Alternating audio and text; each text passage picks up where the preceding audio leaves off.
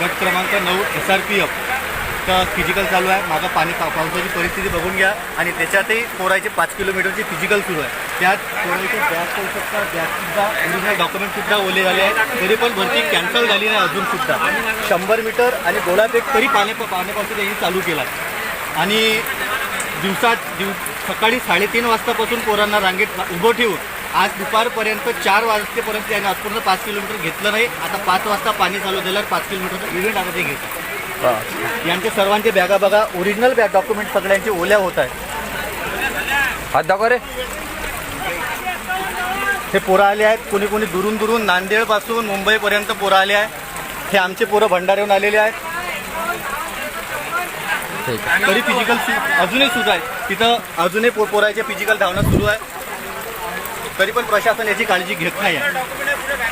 पूर्ण बॅगांमध्ये पोरा